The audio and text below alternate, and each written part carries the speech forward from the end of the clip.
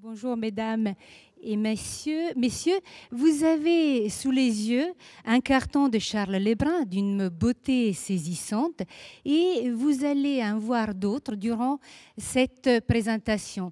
Je tiens à vous dire que l'œuvre en scène à laquelle vous allez assister aujourd'hui a un caractère exceptionnel, tant par la beauté et la qualité des œuvres présentées que par la densité du propos scientifique de Bénédicte Gady, ainsi que par la nouveauté de sa démonstration portée par une installation technique, vous verrez, virtueuse, que j'espère vous réservera quelques surprises.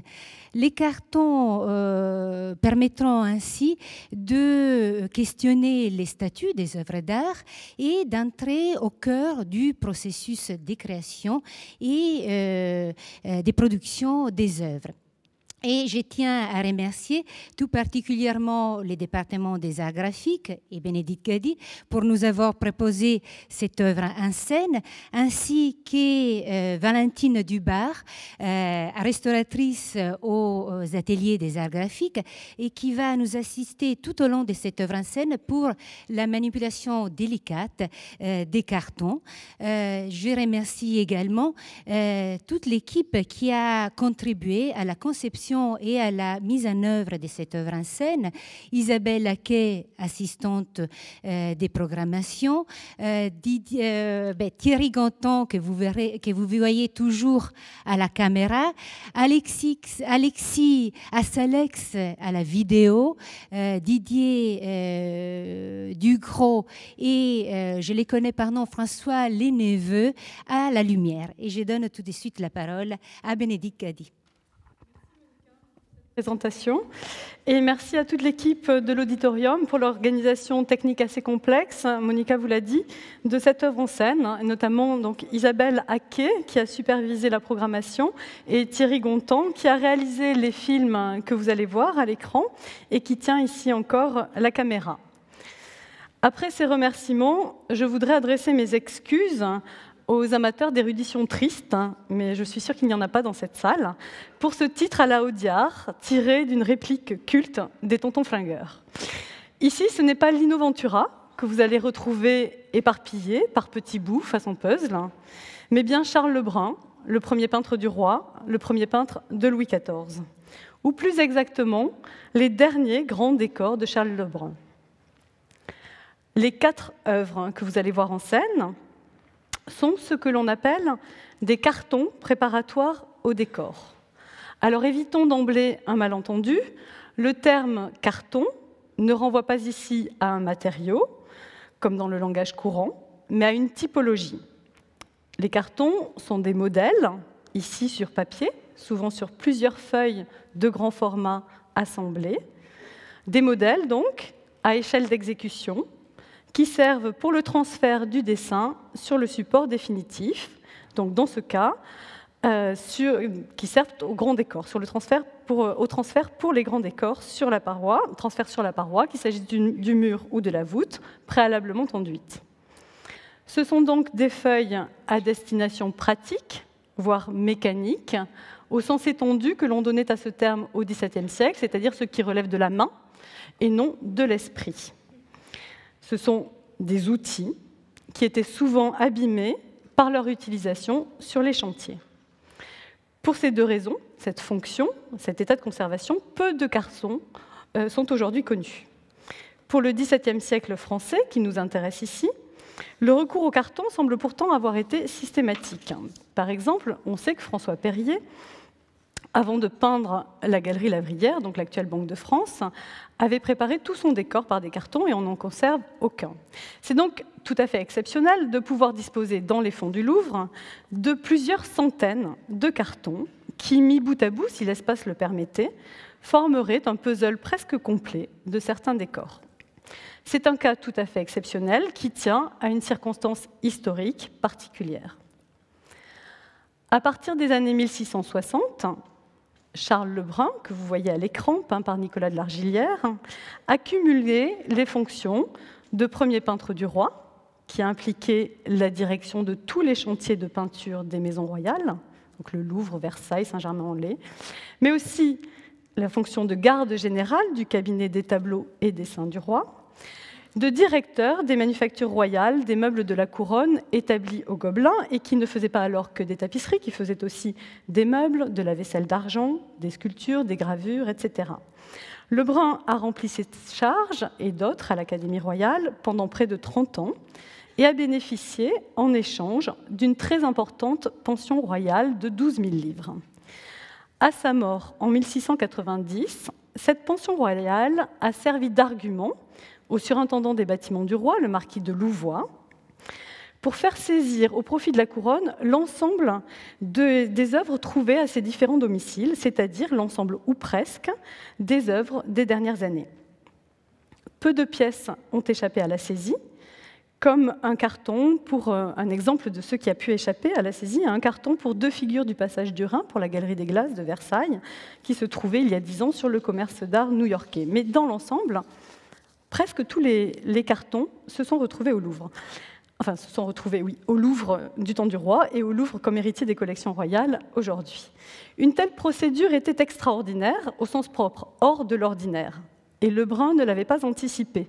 Il avait même légué tous ses dessins et cartons à 2 de ses élèves, François Verdier et René-Antoine Ouasse, avec qui il était lié par mariage. Cette procédure n'était pour autant pas due, comme on le répète toujours, à la seule animosité de Louvois, qui protégeait le concurrent de Lebrun, Pierre Mignard, son concurrent de toujours. Donc du coup, on a déduit de cette opposition que c'était vraiment une mesure arbitraire contre Lebrun. Il n'en est rien. Cette procédure s'appuyait sur des motifs institutionnels, elle était la contrepartie de cette pension royale, et Louvois l'avait déjà mise en œuvre dès son entrée en fonction, en 1683, contre un labitaire des Gobelins, contre qui il n'avait a priori rien de personnel. Donc c'est vraiment une logique institutionnelle qui est à l'œuvre et qui se poursuit au-delà du cas de Lebrun. En 1691, quand Van der Meulen meurt, on saisit aussi ses dessins. Quand Mignard meurt, même chose, en 95. Donc c'est vraiment pas du tout une logique personnelle qui est à l'œuvre. Il est possible que cette logique ait eu, donc c'est une logique de compensation de la pension royale, puisque ces artistes sont payés par le roi, ils travaillent pour le roi, ce qu'ils font doit revenir au roi. C'est un principe d'administration publique, ma foi, assez sain. Il est possible qu'on ait eu aussi l'idée, qu'on ait aussi suivi une intention prospective et qu'on ait eu aussi l'idée de recueillir l'ensemble des œuvres qui pourraient permettre à l'avenir de restaurer les grands décors, puisque ces artistes, je l'ai dit, s'occupaient des peintures des maisons royales. Donc cette saisie nous vaut la présence aujourd'hui au musée du Louvre d'environ 3000 dessins et cartons de Charles Lebrun et de ses assistants directs. Dans cette conférence, je n'entrerai pas dans la question de la distinction entre la main de Lebrun et celle de ses assistants. C'est un sujet tout à fait passionnant, mais qui mérite vraiment un autre discours. 3000 dessins, donc une importance numérique que vous comprenez. C'est aussi une grande importance structurelle, cette saisie, parce que tout a été saisi en bloc, et donc on n'a pas pris la peine de séparer des dessins dits de collection, ou susceptibles de devenir des dessins de collection, des dessins d'usage courant, en quelque sorte, donc notamment ces cartons. Ces cartons ont été saisis avec le reste, ils étaient alors regroupés en 11 paquets contenant environ 350 pièces. En des circonstances habituelles, je l'ai dit, de telles œuvres à finalité pratique plutôt qu'artistique n'auraient sans doute pas été conservées à cause de leur fonction et de leur état de conservation. Et dès 1690, le procès-verbal de saisie, qui fait la liste de ce qui est pris pour le roi, mentionne que certaines têtes sont manquantes sur les cartons. Et donc vous voyez ici un carton restauré, le carton de l'Asie pour l'escalier des ambassadeurs, et vous voyez que la tête, bon, bien évidemment, est toujours manquante. Mais elle l'était déjà en 1690. Ces cartons ont d'ailleurs été traités avec mépris au XVIIIe siècle et ont bien failli, malgré la saisie, ne pas parvenir jusqu'à nous. Le premier peintre du roi, Charles Coipel, les mentionnait, je le cite, comme des cartons de très peu de valeur que son père avait trouvés presque pourris au Vieux Louvre. Ils étaient alors conservés roulés. Certains le sont encore, mais je vous rassure, ils ne pourrissent plus. Les plus monumentaux d'entre ces cartons ont été marouflés au XIXe siècle, comme par exemple le carton de l'escalier des ambassadeurs que vous voyez ici et que vous avez à l'écran dans sa version avant restauration. La restauration date de ces dernières semaines. Ce marouflage, en fait, est vraiment un signe de reconsidération des cartons, puisqu'on les a marouflés pour les exposer dans le musée. Donc, reconsidération, mais ça a eu des effets dramatiques à cause d'une exposition prolongée et à cause de l'utilisation d'une colle de marouflage qui les a largement altérés. Il y a quelques années, le département des arts graphiques a lancé une campagne d'inventaire complet du fonds Lebrun qui a abouti à la publication en 2000 de l'ensemble du fonds par Lydia Beauvais et qui s'est accompagnée d'une campagne, en amont d'une campagne de photographie systématique et en aval d'une première campagne de restauration qui a été menée par André Leprat, qui dirigeait alors l'atelier de restauration, et qui se poursuit sous la direction de Valentine Dubar, qui lui a succédé à la tête de l'atelier, et à qui cette présentation doit beaucoup, à la fois intellectuellement, puisqu'elle est le fruit de nos discussions, et matériellement, puisque c'est Valentine qui va manier sur scène ces cartons, ce dont je la remercie. Ce chantier de restauration s'est accéléré l'an dernier pour la préparation d'une exposition que Valentine et moi préparons pour 2015 en Espagne, grâce à la bienveillance de Karel Van Tuyl, qui se trouve ici présent. Les 350 cartons saisis chez Lebrun en 1690 se rapportent principalement à 4 décors majeurs des années 1670 et 1680. 2 au château de Versailles, donc celui que vous reconnaissez de la Grande Galerie, dite Galerie des Glaces depuis le XIXe siècle, et un chantier dont le résultat ne nous est plus connu, le Grand Degré du Roi ou Escalier des Ambassadeurs, qui a été détruit en 1752 et que j'évoque ici grâce à une maquette de 1958 que vous pouvez voir toujours à Versailles, à l'ancien emplacement de l'escalier. 2 autres chantiers pour le domaine de Sceaux, le pavillon de l'Aurore, heureusement conservé et récemment restauré, et la chapelle du château, démolie avec ce dernier, non pas encore, démolie avec ce dernier au début du XIXe siècle. S'y ajoutent des cartons pour le triomphe d'Alexandre, que vous voyez à l'écran, célèbre tableau de la suite de l'histoire d'Alexandre aujourd'hui au Louvre, et pour la tenture, ou plus exactement la peinture sur soie du passage du Rhin, exécutée par François Bonnemer, sur des modèles de Van der Meulen et de Charles Lebrun. On ne repère en revanche qu'un carton pour les chantiers antérieurs à 1670. C'est une figure de muse préparatoire au décor de la Chambre des Muses de Vaux-le-Vicomte. Mais par exemple, rien pour la galerie d'Apollon. Alors, est-ce à dire que Lebrun a changé de méthode entre les premières années, les années 50-60, et ce que nous connaissons des années 70-80 ? À mon avis, l'explication est plutôt à chercher du côté de la date de la saisie, qui fait qu'on a récupéré les cartons des chantiers antérieurs qui étaient encore conservés dans l'atelier. Ces cartons revêtent plusieurs vertus à nos yeux contemporains. Monica vous les a présentés comme des chefs-d'œuvre et je ne peux qu'embrayer la suivre en ce sens. Donc une vertu esthétique.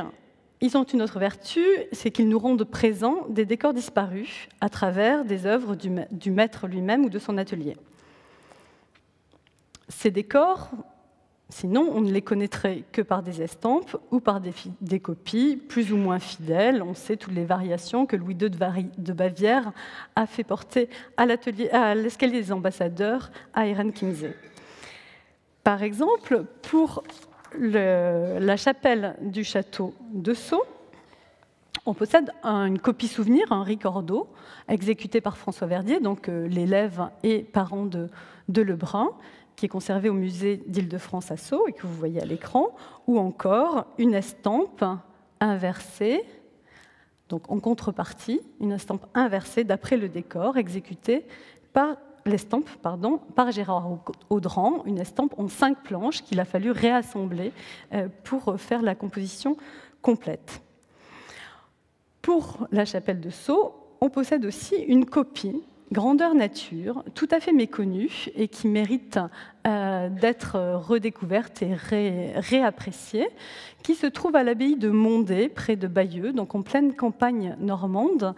Vous voyez ce décor, cet ensemble, conçu et pour l'architecture et pour la décoration par le prieur, architecte et peintre Eustache Restou, et qui, à la croisée du transept, comme vous le voyez là, présente donc une copie donc dans les années 1720, moins de 50 ans après l'exécution de l'original, quand il était encore en place, une copie d'après la voûte de la chapelle du château de Sceaux.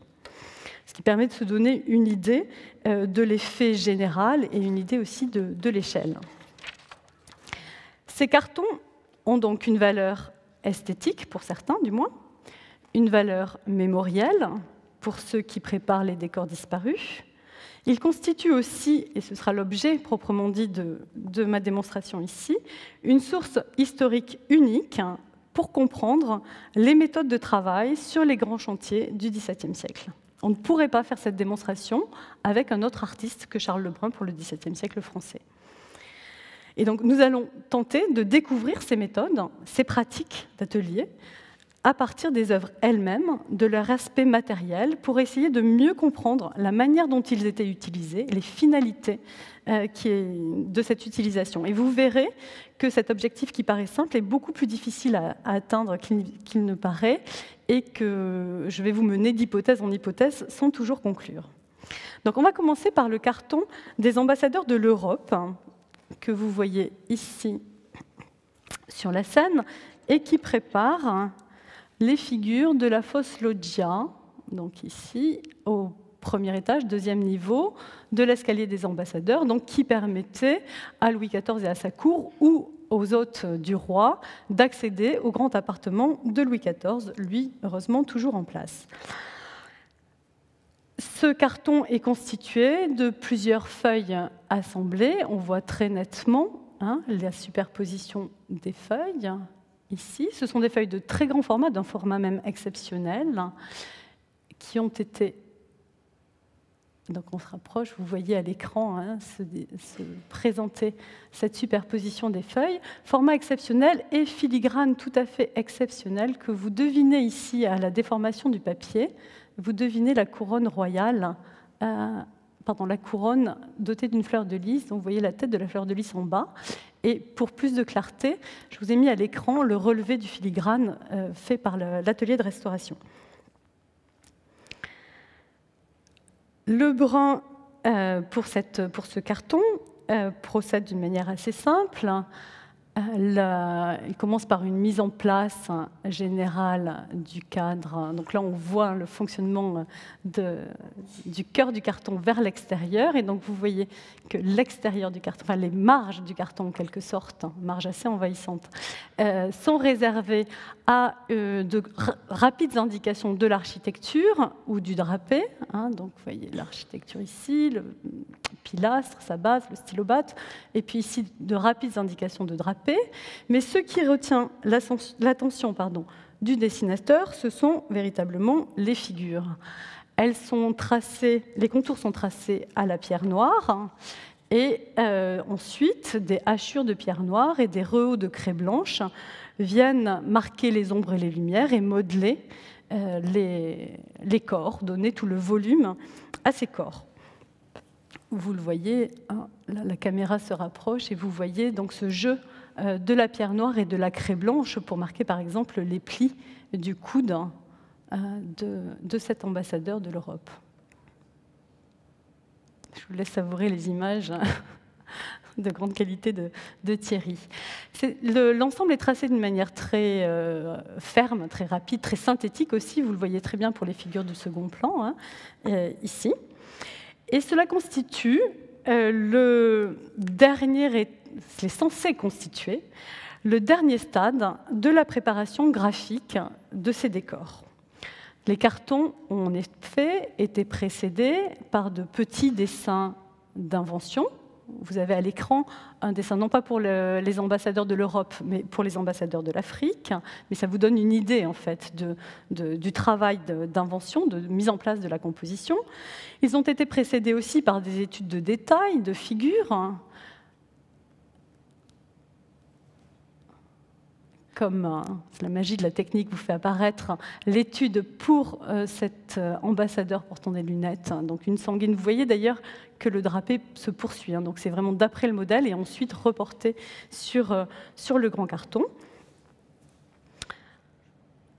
Et donc il constitue la mise au net de ce premier travail de mise en place, de recherche, la mise au net qui, transférée physiquement sur la paroi, doit servir ensuite de guide à la peinture. Mais à mon avis, ne sert pas qu'à cela, qu'à ce transfert. Mais poursuivons. Comment rapprochons-nous du carton pour voir comment précisément ils ont pu être utilisés? Alors pour cela, on va rechercher les différentes traces de l'utilisation. Et on peut commencer par la mise au carreau, les traces de mise au carreau. Donc vous voyez ici et ici. Alors une idée assez simple serait de penser que cette mise au carreau a permis précisément de passer du carton à la paroi. Plus vraisemblablement, la mise au carreau a permis de passer des études de petit format à l'étude de grand format, puisqu'en général, la mise au carreau peut servir évidemment pour un transfert à échelle, mais est plus souvent utilisée pour des modifications de format par homothétie, en quelque sorte. Deuxième trace, qui à mon avis, elle, a vraiment été utilisée pour le transfert, ce sont les marques de stylet, donc de cette pointe. Donc là, vous le voyez très très bien à l'écran, puisque ce sont des incisions extrêmement vives, extrêmement aiguës.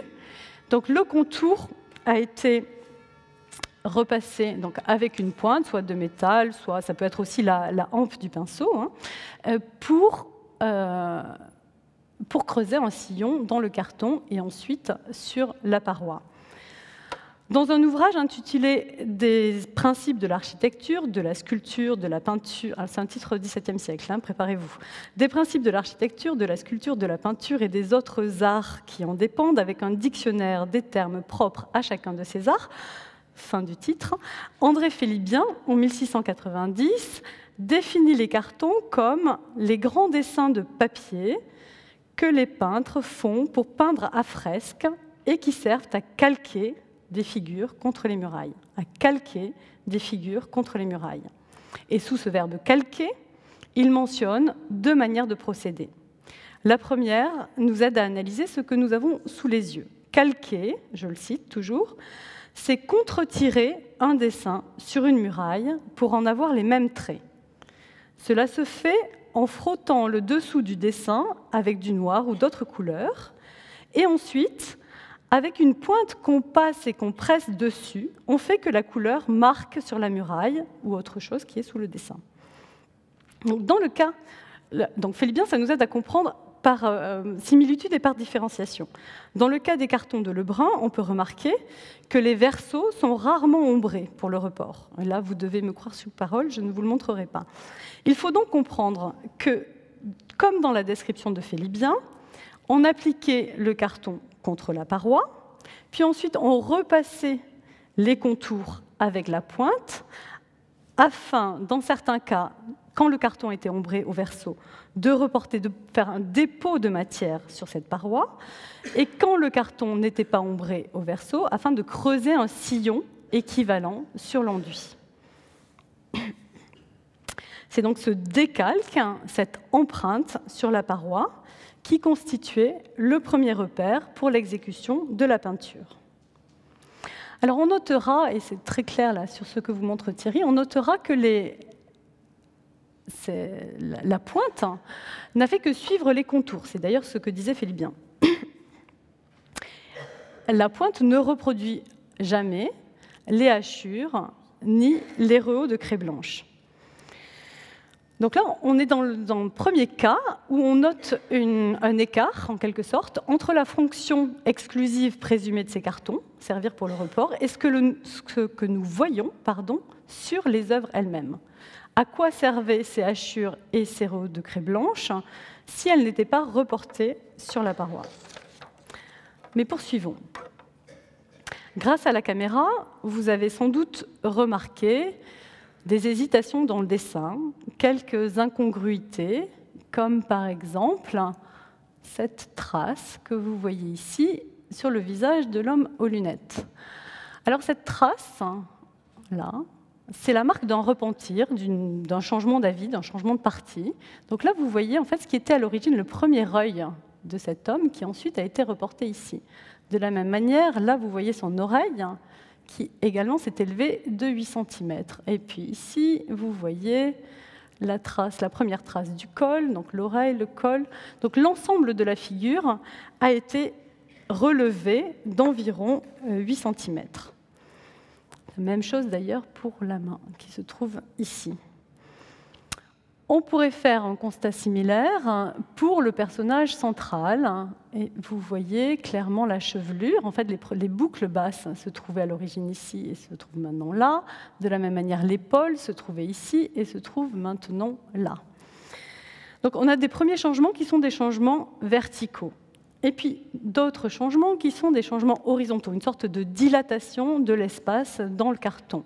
Tout à gauche du carton, l'ecclésiastique, vous voyez, et son compagnon ont été décalés vers la gauche. La calotte se trouve à l'origine ici, et elle a été reportée, enfin l'ensemble du personnage a été reporté vers la gauche. De même,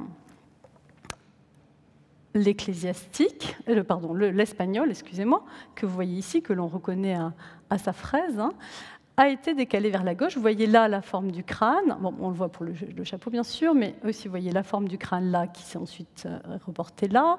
Le premier œil ici et le deuxième là, et puis ensuite le deuxième sert pour le premier, et ensuite on décale. Et ce qui apparaît là comme un renflement de la joue était évidemment à l'origine le bord du visage. Donc toutes ces modifications en hauteur, des modifications aussi en largeur. Donc la partie gauche a chassé à gauche, la partie droite a chassé à droite. Et on le voit aussi pour ce personnage au grand chapeau.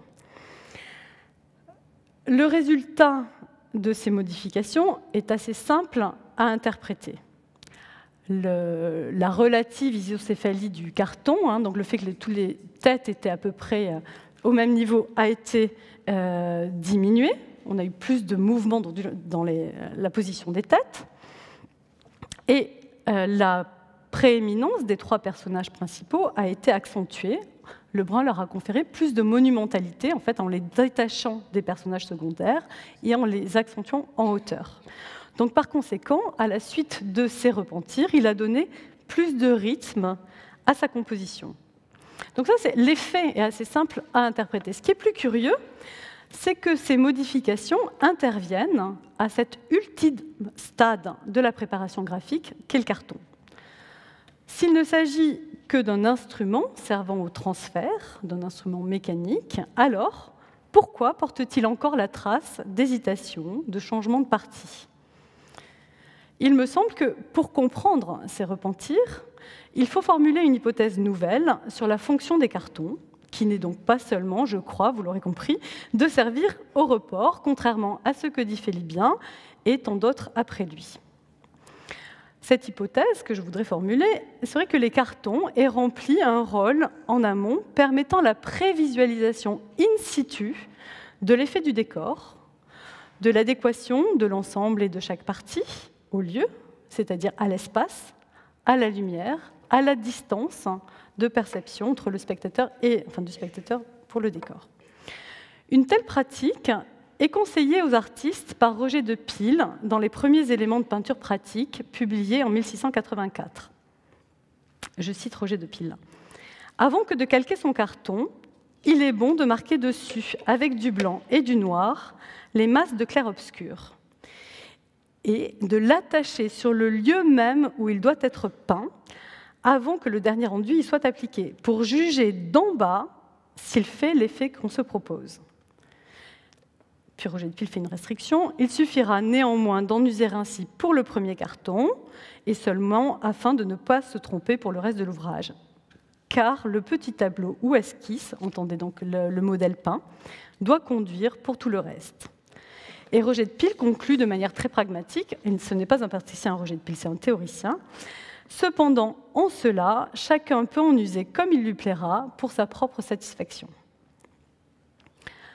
Au-delà de ce texte prescriptif, l'usage même de cette prévisualisation est attesté pour le XVIIIe siècle par un récit que fait Donat Nonote dans la biographie qu'il consacre à son maître, François Lemoine. Lemoine aurait ainsi placé des cartons sur la coupole de la Vierge à Saint-Sulpice avant d'en entreprendre la peinture. Et je cite Nonote. Monsieur le curé, satisfait des engagements qu'il avait contractés avec monsieur le moine et très empressé de le voir dans son église la main à l'œuvre, l'engagea à commencer l'ouvrage de la coupole qui était prête. Monsieur le moine y ayant consenti, fut dessiné dans la galerie d'Apollon, donc ça nous intéresse au titre de l'histoire du Louvre, mais ça sort de mon propos, donc fut dessiné dans la galerie d'Apollon les cartons qui lui étaient nécessaires, et après 3 mois employés à ce travail, on les plaça dans la coupole. Monsieur le moine put juger alors sur le lieu de l'ordonnance de son ouvrage. Et tout de suite, il se mit à peindre. Là, le récit ne peut pas être mis en doute parce que nos notes précisément assistaient le moine sur son chantier. Donc, il nous donne le témoignage de quelque chose qu'il a vu faire. Donc, ces 2 références attestent l'utilisation des cartons pour cette prévisualisation du décor. Dans le témoignage de nos notes, ce sont tous les cartons qui sont placés in situ pour juger de la composition. Dans les prescriptions de Roger de Pile, un seul carton est utilisé, ou les cartons un par un, pour juger du clair-obscur. C'est donc peut-être à ce stade de l'épreuve du réel, en quelque sorte, que les déplacements de figures ont été opérés sur le carton de Lebrun pour mieux prendre en compte l'espace et sa perception par le visiteur. Une telle hypothèse permet aussi de mieux comprendre la présence des ombres et des lumières non calquées que nous avions relevées précédemment. On peut y voir, avec de Pile, une indication qui permet de mieux juger de l'effet que fera l'œuvre à distance. Du coup, ce modelé joue le rôle d'une proposition graphique sur la lumière qui doit être amendée une fois le carton situé à son emplacement définitif. Et là, en l'occurrence, pour l'escalier des ambassadeurs, la question était d'autant plus complexe que l'escalier était éclairé par un éclairage zénital, et donc la lumière n'était pas la lumière habituelle. Enfin, son orientation plus exactement. Et puis enfin, en aval, ces indications peuvent servir de guide visuel pour Lebrun et ses assistants lorsqu'ils passent au stade de l'exécution peinte. Et à l'évidence, ces 3 fonctions peuvent être cumulatives. Donc, nous avons vu là le premier moyen de procéder pour transférer les œuvres sur la paroi. Nous avons vu aussi quelques questions sur la fonction de ces cartons. Et je voudrais vous présenter maintenant la deuxième manière de procéder, la seconde technique de report, qui est tout aussi usuelle que le stylet, qui consiste à trouer les contours, après, c'est ce que vous voyez à l'écran, à trouer les contours après avoir éventuellement placé une feuille de papier vierge derrière le dessin. Donc, on dessine son carton, on place éventuellement une feuille de papier vierge, on troue les 2 en même temps et on se retrouve en possession d'un carton piqué pour le transfert et d'un second carton que l'on appelle poncif, qui lui n'a aucune indication graphique mais simplement des trous. Cette seconde technique est aussi décrite par Félibien sous le terme de calquer, sous le verbe calquer.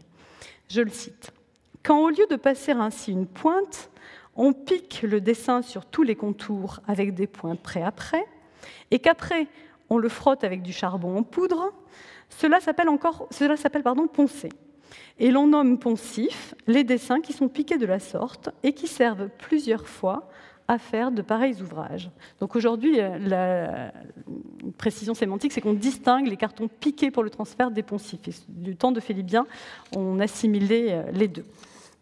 La poudre de charbon donc, passe à travers les perforations et le carton est appliqué sur la paroi, on passe la poudre de charbon et ensuite la poudre de charbon se dépose, suivant ses pointillés, sur la paroi à peindre. Donc je ne peux évidemment pas vous le montrer pour l'escalier des ambassadeurs, mais vous le voyez sur l'écran, c'est une photo prise récemment sur le chantier de restauration du Salon de l'Abondance à Versailles, peint par René-Antoine Ouas, donc cet élève et parent de Lebrun. Et donc vous voyez très bien la succession des petits points qui a servi de guide avant l'exécution picturale.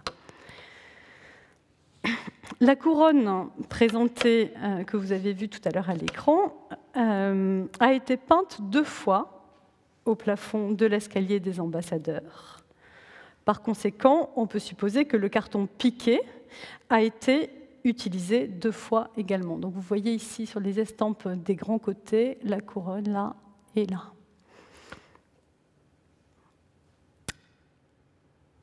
Des parties, donc vous le voyez en grand à l'écran. Et à droite, donc le carton, à gauche, les reproductions gravées. Donc ce carton contient des montre des perforations le long de la couronne et des fleurs de lys. En revanche, il n'y a pas de perforation sur le bout de l'arc d'Apollon. L'estampe ici est en contrepartie, donc c'est normal que vous ayez l'arc à gauche ici, à droite là, mais vous voyez très bien en fait qu'il a été déplacé au stade de l'exécution peinte. Donc ce qui n'a pas été directement transféré, bien évidemment, enfin ou pas transféré à cet endroit-là, bien évidemment, ne porte pas de traces de perforation.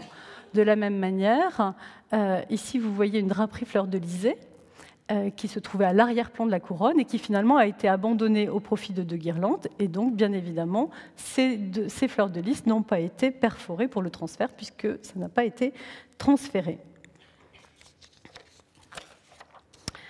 Si l'on regarde attentivement les perforations en lumière rasante, ce que vous voyez à l'écran, on se rend compte là encore quelques surprises. Et vous voyez très bien que sur la partie droite, donc vous voyez les petits trous, et vous devinez, c'est peut-être un tout petit peu sombre, que ces trous, voilà, donc vous les voyez en noir, à gauche vous les voyez, voilà, c'est beaucoup mieux comme ça. Donc ici vous voyez que le piquage du carton chasse le papier vers le verso. En revanche, à gauche, vous voyez que le piquage du carton a chassé le papier vers le recto, d'où l'effet de noir ici et de blanc ici en lumière rasante. De la même manière, vous voyez que le piquage ici suit les contours, alors que là, c'est très net, plus on s'éloigne du centre, le piquage s'éloigne des contours. Donc, de ces observations, on peut déduire que le dessinateur a d'abord tracé son motif, puis il a plié, éventuellement il a placé une feuille derrière, il a plié le carton en deux, verso contre verso, et ensuite seulement il a piqué son carton en suivant le dessin du recto, de la partie droite. Donc les trous suivent le dessin de la partie droite, chassent un trou en même temps le verso, et c'est pour ça que vous avez l'orientation des perforations qui n'est pas la même à droite et à gauche, et ce décalage aussi entre le dessin piqué et le dessin dessiné au sens propre. Un tel procédé a eu pour effet d'obtenir des piqûres parfaitement symétriques entre la partie droite et la partie gauche, puisque c'est piqué en même temps. Et second effet, cela a permis de gagner la moitié du temps consacré au piquage. On va voir maintenant un troisième carton pour une guirlande qui montre une autre manière de procéder, mais qui aboutit exactement aux deux mêmes résultats, à savoir la symétrie et le gain de temps, sans que l'on sache exactement si le dessinateur poursuivait ces deux objectifs, symétrie et gain de temps, ou s'il a sacrifié à la symétrie pour gagner du temps. Donc, ce que vous allez voir dans un instant, c'est une guirlande, un carton, qui n'est pas exactement pour un grand décor, mais pour la peinture sur soie du passage du Rhin qu'a exécuté François Bonnemer, d'après des modèles de Lebrun et de Van der Meulen. Donc, le dessinateur a tracé une guirlande, puis a piqué les contours, a placé son carton sur la paroi, l'a frotté avec de la poudre, et donc s'est déposé sur la paroi cette succession de petits points. Ce faisant, il a sali, vous allez le voir, mais il faut manier les cartons avec précaution. Donc ce faisant, il a sali considérablement son carton, et c'est pour ça d'ailleurs que souvent on faisait des poncifs. Voilà, vous le voyez ici, donc vous voyez très nettement le dessin, les trous, il y a des endroits où c'est plus visible, et puis cette poudre de charbon qui a été appliquée et qui a laissé cette trace sur l'ensemble.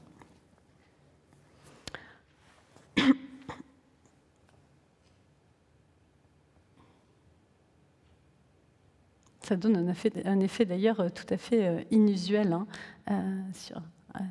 ça confère un effet inusuel assez esthétique, inusuel à ces cartons. Si on passe à un éclairage, à une lumière par-dessous, voilà, magie de la technique, vous voyez en blanc ce qui en réalité se reportait en couleur sur la paroi, donc cette succession de perforations. Vous voyez aussi, en haut d'ailleurs, j'en profite pour vous le faire remarquer, le filigrane magnifique et gigantesque. On est dans des cas avec des filigranes vraiment de très grande dimension, filigrane IHS entouré d'un soleil. Ensuite, pourquoi je dis symétrie et gain de temps ?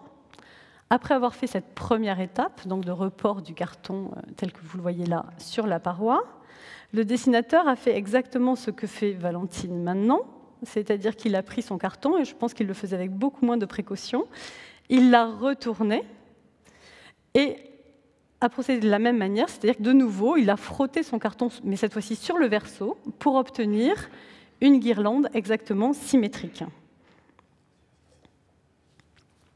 Voilà, d'où la présence aussi au verso de ce nuage noir, de nouveau de poudre de charbon, qui suit très exactement les perforations qui ont été utilisées pour le transfert. À ce stade, il convient de se demander quels critères a présidé pour chaque carton au choix de la méthode de transfert, l'incision ou le piquage. Félibien mentionne, on l'a dit, le critère du nombre d'utilisations. Roger de Pile, dans ses premiers éléments de peinture pratique, distingue comme Félibien l'incision et le piquage et réserve ce dernier à la peinture, je cite, à fresque de petits ouvrages sur des fonds de stuc frais, car selon lui, la blancheur rend lisibles les discrets points déposés à travers le poncif. Donc Félibien, nombre d'utilisations, Roger de Pile, dimension et technique définitive de la peinture. On lit parfois que le stylet est réservé aux figures et le poncif aux ornements. Et de fait, ce que je vous ai présenté ici se répartit comme cela. Néanmoins, il semble qu'à l'examen systématique des cartons de Lebrun, qu'il faille donner raison à Félibien. Le critère serait celui du nombre d'utilisations. Pour l'escalier des ambassadeurs, on a pu repérer 125 cartons qui portent tous la trace du stylet, sans piquage, qu'ils représentent des figures ou des ornements, qu'ils soient grands ou petits, sauf quand ils n'ont pas été utilisés, donc là il n'y a ni piquage ni incision, ou, comme dans le cas qu'on a vu de la couronne, quand ils ont été utilisés plusieurs fois. La couronne, un vase de fleurs, un demi-cartouche, une demi-coquille. Donc là, on a un piquage, mais on a aussi une réutilisation. Donc le critère n'est pas figure contre ornement, le critère est usage unique contre un usage multiple. À l'inverse, les cartons utilisés pour la peinture sur soie du passage du Rhin, comme la guirlande que nous avons vue là, sont presque tous piqués pour le transfert, qu'il s'agisse là encore de figures ou d'ornements, et quelle que soit leur taille. En outre, de très nombreux poncifs ont été réalisés lors du piquage de ces premiers cartons. Donc il me semble qu'on peut penser que Bonnemère devait exécuter plusieurs peintures sur soie, de la même manière qu'on exécutait plusieurs suites de tentures pour les tapisseries, plusieurs tentures pour les tapisseries. Donc pour Lebrun et ses assistants, le critère semble bien celui de l'utilisation unique ou multiple. Et la logique sous-jacente, du moins telle que je la reconstruis, est celle de l'économie de temps. C'est beaucoup plus rapide de contourner avec un stylet, de passer les contours au stylet que de piquer, mais en revanche, si on doit utiliser plusieurs fois, eh bien, ça vaut la peine de prendre ce temps du piquage pour pouvoir réutiliser le carton. Restent toutefois quelques mystères, quelques difficultés d'interprétation qui expliquent tous ces sembles, tendres et autres précautions oratoires que j'emploie. Et l'un de ces mystères, on va le voir à travers ce quatrième carton que vous voyez maintenant à l'écran et qui représente le pied de Dieu le Père. Donc la majesté là n'est pas évidente, mais vous voyez qu'il s'appuie sur deux têtes de chérubins qui ornaient à l'origine la voûte de la chapelle du château de Sceaux, dont vous retrouvez la gravure d'Audran. La gravure est inversée ici, mais vous reconnaissez bien le pied et les deux têtes de chérubins. La typologie, a priori, donc vous l'avez en détail, je vous ai dit c'est une estampe faite de 5 gravures raboutées, et donc vous avez ici la partie centrale avec le pied et les deux têtes. Et pour que vous me croyiez bien, la confrontation. Donc la typologie, a priori, est connue, la technique aussi, pierre noire et craie blanche. Ce qui est tout à fait inhabituel et assez mystérieux, je dois dire, c'est la présence d'un double système de report. Les contours ont été repassés au stylet et piqués pour le transfert. Donc vous voyez là, très bien, qu'on a à la fois l'incision et les piqûres. Parfois, d'ailleurs, les perforations complètent le tracé des incisions. Donc là, vous voyez par exemple pour l'aile du nez que les perforations se poursuivent. Donc, quelle peut être la logique d'une telle superposition? Pour une utilisation unique, on l'a dit, le stylet suffit. Pour une utilisation multiple, le piquage suffit. Donc, à l'évidence, là, il nous manque une clé pour répondre. Le phénomène concerne plusieurs cartons pour la chapelle de Sceaux. Vous voyez ici les deux cartons complémentaires. Là, on est vraiment dans le puzzle. Donc, vous avez le pied qui doit venir ici, le bras de Dieu le Père qui vient là. Et là encore, les cartons sont à la fois piqués et incisés. Dès lors, on en est réduit aux conjectures. L'hypothèse la plus probable est que les cartons aient d'abord été pensés pour une utilisation unique à Sceaux. A priori, on ne représente qu'une fois Dieu le Père. Donc, ils ont été repassés à la pointe. Et puis ensuite, plus tard, sans que cela ait été prévu à l'origine, on a voulu les réutiliser et on les a incisés. Alors pourquoi à ce moment-là ne pas avoir de nouveau procédé et on les a piqués, pardon, je crois que j'ai fait un lapsus. Donc pourquoi à ce moment-là ne pas simplement avoir réutilisé la pointe? Peut-être pour ne pas faire rompre le papier, puisque cette incision, évidemment, fragilise le support. Peut-être aussi parce que les cartons étaient déjà dans le cabinet du roi et qu'on ne pouvait pas les déplacer. Et donc, on peut, simplement en piquant, fabriquer des poncifs et du coup les déplacer.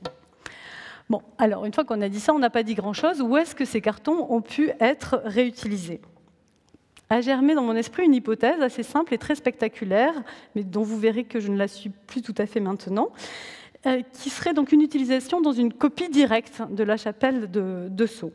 Et donc nous sommes allés à l'abbaye de Mondé pour mener cette enquête et lancer un éclairage sur cette coupole.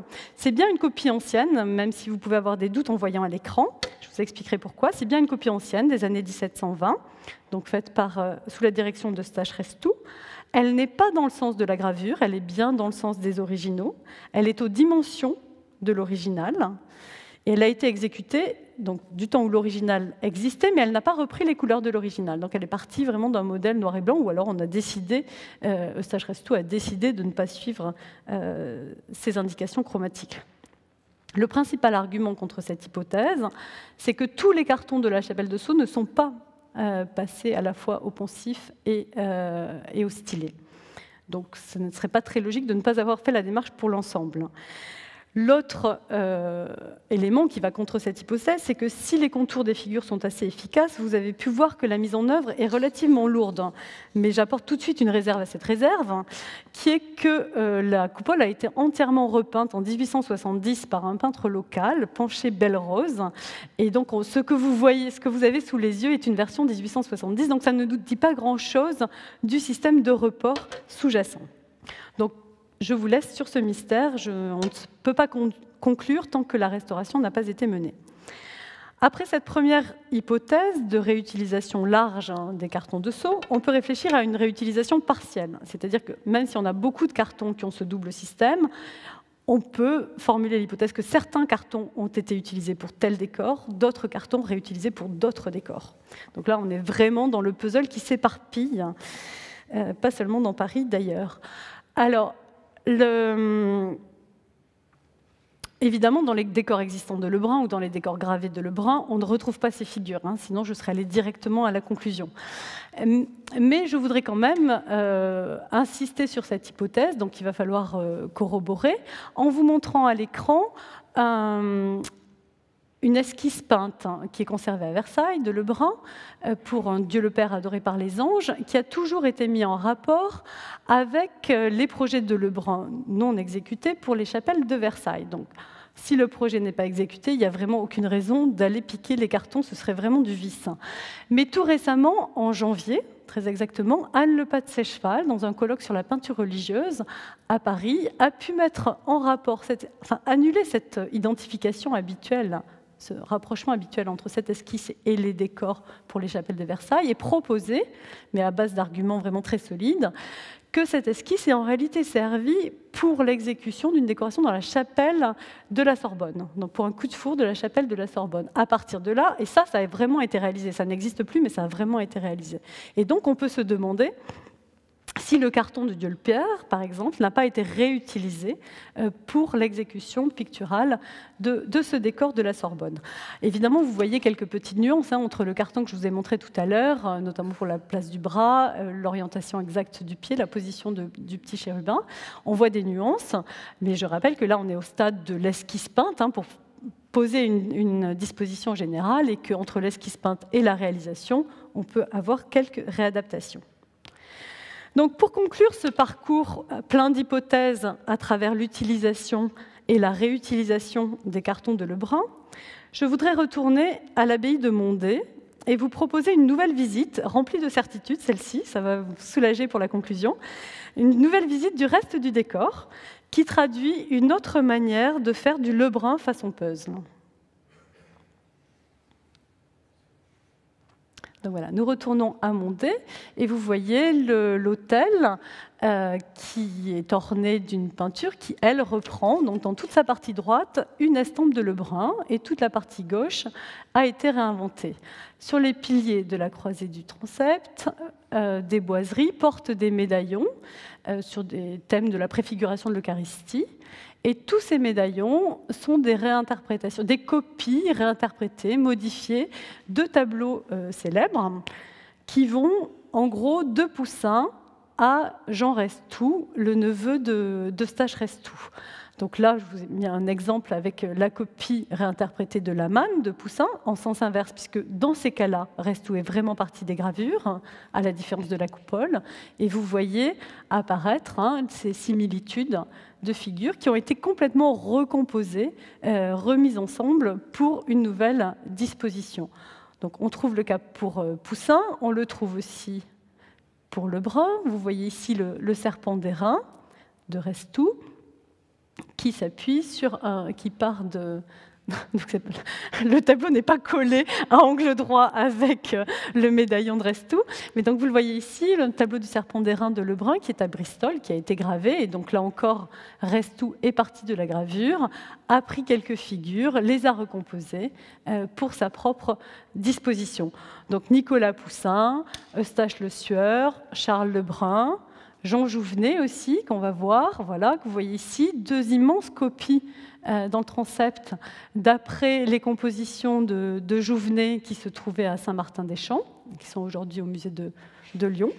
Donc vraiment, Restou reconstruit une histoire de la peinture française, de Nicolas Poussin à son propre neveu, à partir de copies fidèles ou réinterprétées. Et puis on va s'avancer dans la chapelle de la Vierge, où vous allez voir la seule œuvre véritablement originale de l'ensemble et qui est un chef-d'œuvre qui n'a pas été étudié, de Melchior Verly, un sculpteur flamand. Donc cette Assomption de la Vierge, 1745, Vierge qui s'élève vers le ciel, où l'attend une troupe tout à fait composite, qui est constituée... Alors, ouais, tout se retourne. Ça, c'est Thierry, qui est responsable de toutes ces animations qui vont faire apparaître très clairement les reprises. Donc, le Restou a repris les figures de Dieu le Père et du Christ de la coupole du Val-de-Grâce de Pierre Mignard, également les anges musiciens qu'il a déplacés. Et puis, de l'autre côté, pour leur faire contrepoids, un contrepoids de Mignard, il fallait un Lebrun. Et donc là, il a repris le groupe ou la grappe d'anges qui ornait le plafond du séminaire Saint-Sulpice, aujourd'hui détruit, donc de Lebrun, dans les années 50. Et donc vous voyez une reprise très proche, aussi bien pour la grappe que pour les anges séparés, ou encore des anges musiciens. Et donc à partir de ces estampes, Restou a recomposé une sorte de patchwork un peu curieux, mais qui, ma foi, ne fonctionne pas si mal, qui réconcilie, une fois n'est pas coutume, les deux ennemis de toujours, Pierre Mignard et Charles Lebrun. Je vous remercie.